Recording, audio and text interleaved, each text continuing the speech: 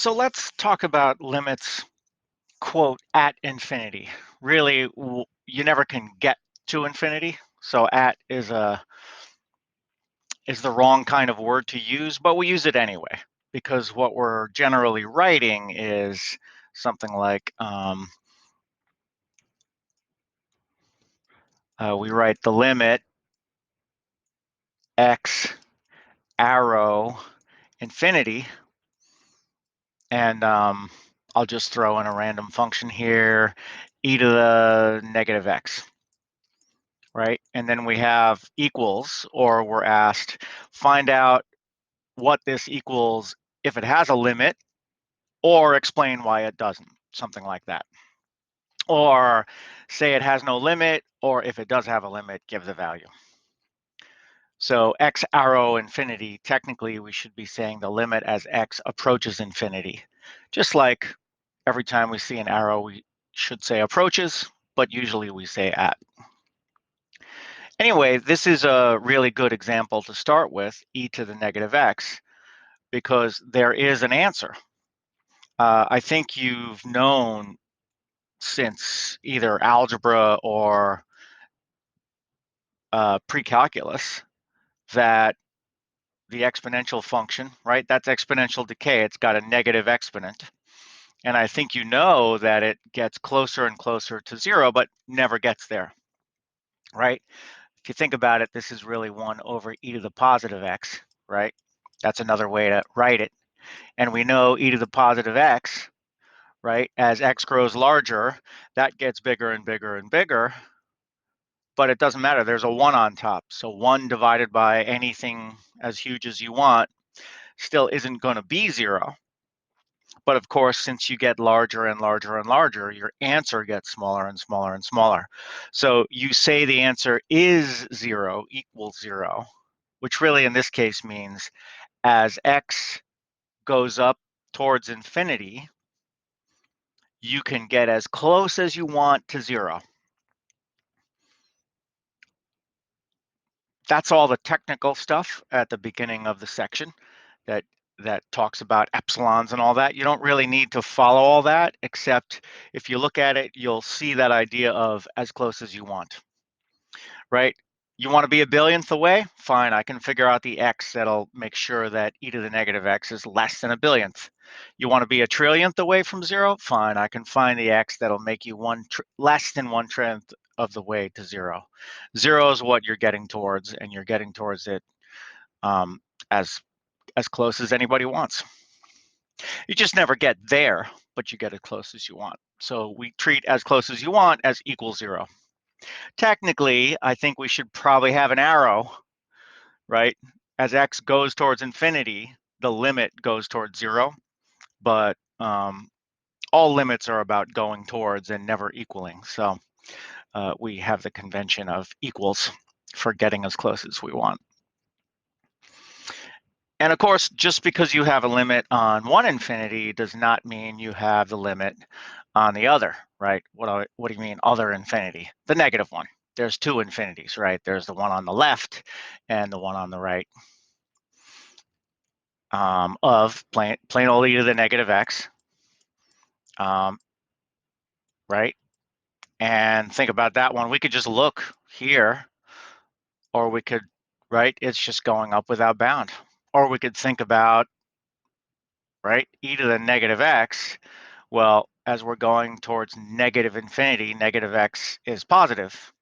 And as x grows more and more negative, the negative of a negative grows more and more positive. So we keep putting e to larger and larger powers, which explodes upwards and gets large. So I guess this would be a case where we could write down positive infinity as the limit, but this is something we generally don't do. Generally, instead of stating the infinity you go towards, we just say the limit does not exist. Vertical asymptotes, right? We don't say the limit is infinity, right? We say does not exist. And essentially, this will take care of anything you do. You can graph it on your calculator, take a look, and essentially you're always going to be able to tell. Sometimes you'll need to zoom out because if you've got a bunch of polynomials, things get confusing. If you've got, I don't know, sine functions involved, trig functions involved that go up and down, things might get weird also. So the crude way, graph it and zoom out and see what happens on the left side and the right side. So that's the, let's just say the backup method. There are easier and quicker methods for some kinds of functions, right? But graph is your last resort, and sometimes it'll be your first resort if you look at the algebra and go, huh? Let me show you an example where the algebra really is what you wanna do. So this is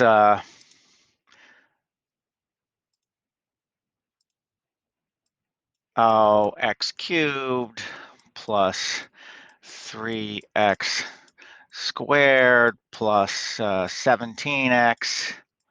And I'm going to be a little silly here, plus a million. Right? There's a point to the million, I promise.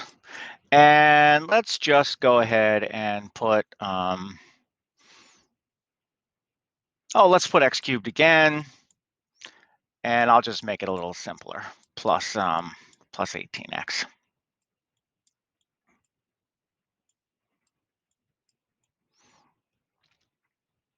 Right, and let's take the limit as x goes to positive infinity. Sorry, that came out as a 2. I said x cubed. So what's going to happen here? Right? The issue is there's no factoring here. I mean, you could factor the x and the x squared plus 18, but there's no way to factor the thing on the top.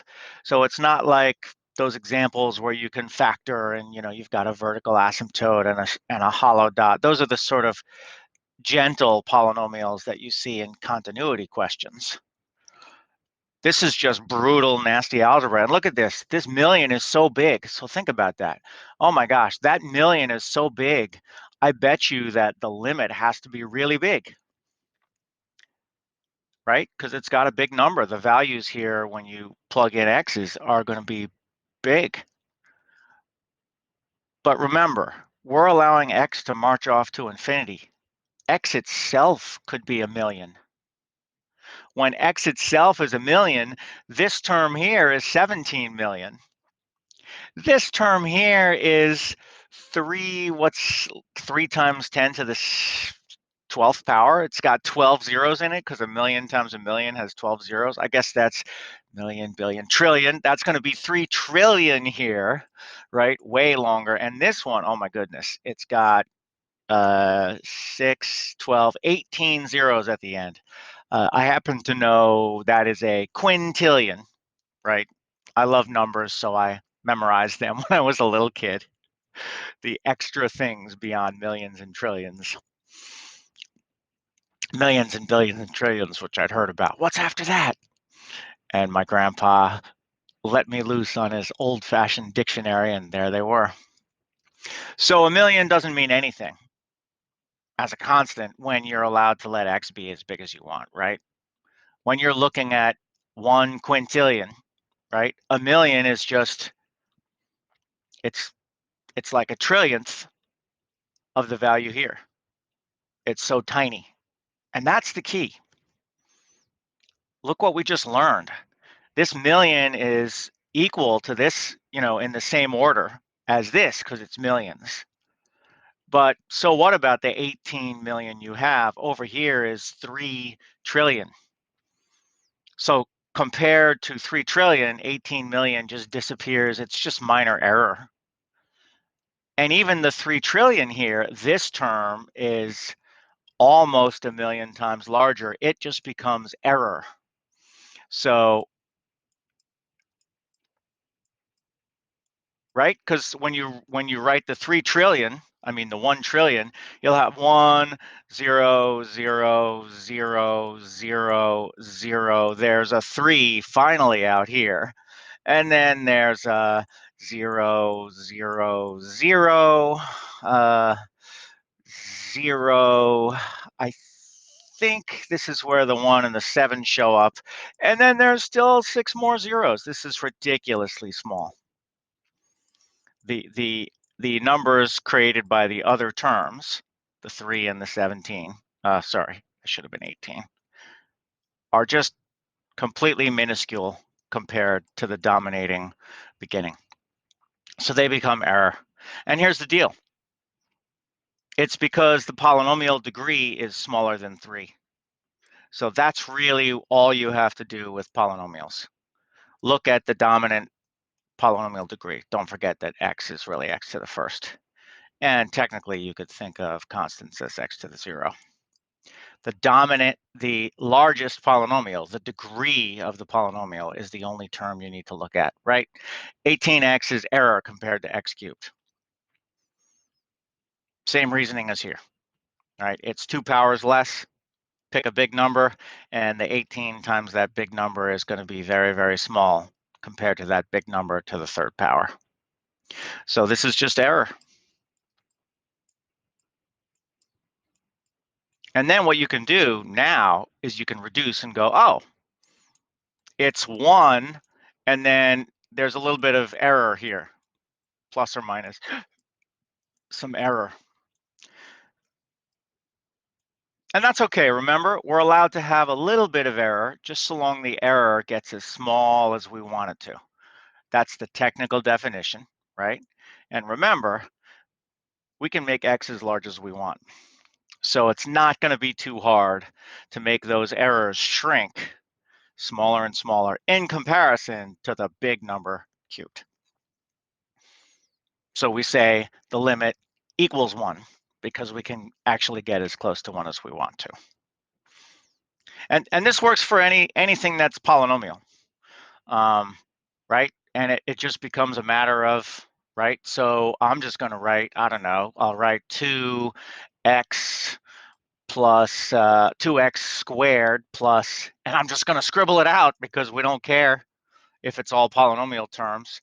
And what about, you know, whoops, I don't know what that was. What about if the bottom of the fraction is, you know, 20x? I'll write the number plus 1. Right, well, the plus 1 is error. This is all limit as x goes to infinity, so we'll just pretend that's right here, right? We just scribble out the non-dominant terms, the non-highest degree terms, and then we cancel what we can, right? The 20x and the x squared, well, that's going to cancel x with x squared, and we get 2 over 20. That's 1/10, and then x. But wait a second, as x goes to infinity, well, x will go to infinity. So this has the answer of does not exist. Although technically, you know, on a graph and looking at the algebra, we know it goes to positive infinity as a limit. But we really didn't even need to do this to see that. And we didn't even really need to scribble all these things out. I mean, we just ignore them and we just go, look, x squared is larger in polynomial degree than x.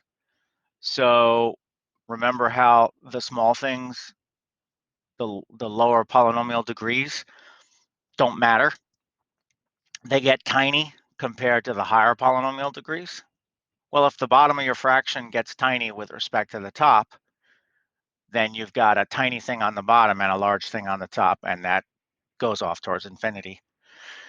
And the beautiful thing about that is the reverse also applies, right? So if this is x, and now I'm just going to be totally abstract, x to the power n, and nonsense here, and then, right, that's all error. And then what about if this is x to the, I'll do the example of n plus 1, right? What if your bigger polynomial degree is on the bottom? Well, again, you're just going to consider everything else error, And when you look at these two terms, oh, the smaller term is on top, the bigger term is on the bottom, and right, things are going to cancel out, and then, you know, you'll just have 1 over x. And of course, if this was higher, like 2 degrees higher, you'd have 1 over x squared. 1 over any degree of x. Oh, as x or x squared grow larger and larger and larger, and you have 1 on top, that's just like our e to the negative x. The limit is 0 when the polynomial on the bottom is big. So you've got immediate rules. When you have polynomial fractions, if the top polynomial is bigger, then does not exist. Limit does not exist. If the bottom polynomial is bigger, has bigger degree, then the answer is 0. And if they're equal in degree, then you simply look at the ratio of the highest terms and do the canceling, right? If this was a 2x cubed and that was a 5x cubed, then of course your answer would be 2/5 instead, right? Everything else becomes small errors. So for polynomials, things will work out nicely. For things involving exponentials, sines, etc., it's a little bit more subtle. And I'll just give you one example. You know what? I'll stick it in the corner here. I won't talk about it too much. Look, sine of x, it's not predictable. Cosine of x, it's not predictable. It varies from 0. It can go as high as +1. It can go as low as -1. So if you've ever got a trig function on the top, on the bottom of your fraction, forget it. You're not going to be able to predict it because sometimes you're going to be dividing by 0 when sine or cosine hits 0. That's never doable. But sometimes you have a sine or a cosine on the top of your fraction. Again, tangents, we can't use tangents either on the top or the bottom because they go off to infinity and go off to 0 periodically. So they're completely unpredictable. But sine of x and cosine of x, they just vary in a very small range, -1 to 1. So in the long run, yeah, they might be oscillating between -1 and 1. They might be going back and forth and having all the values, but that's the top of the fraction. Basically, they're near the constant 0. They're near a constant, remember? So if you're right, constant is polynomial of degree 0. So if you've got some polynomial of real degree, you know, n greater than 1, then it's going to shrink to nothing, right? This will act like a constant. The trig, sine or cosine, will act like a constant. And then the bottom will be a higher degree than just a constant. Of course, the fun begins when you have, like, you know, what about x squared over x cubed, right? What if x squared is times? Well, same thing. Sine x times x squared, that acts like an x squared polynomial, but it's being, you know, sometimes it's smaller than x squared because sometimes sine is smaller than 1, but it acts like an x squared polynomial. So x squared over x cubed, we would just cancel out and go 1 over x. Oh, the bottom is bigger. The answer is 0. The tough thing is when you have x squared and x squared, maybe you've got extra stuff here that you have to cross out, right? You want to be saying, oh, look, same degree, x squared and x squared, same degree. Yay, no problem. The answer is 1 because I'm supposed to cancel out the degree. But yeah, it's 1 for the polynomial part, but you still have sine of x or your cosine of x times the 1. So when you get out towards infinity and the polynomial stuff cancels, you're still oscillating. You're still going from -1 to +1 as the sine of x, you know, as x changes values. So just watch out for sine of x and cosine of x when they're mixed with other polynomials. When they're unmixed, you treat them like a small constant, and that's easy to deal with.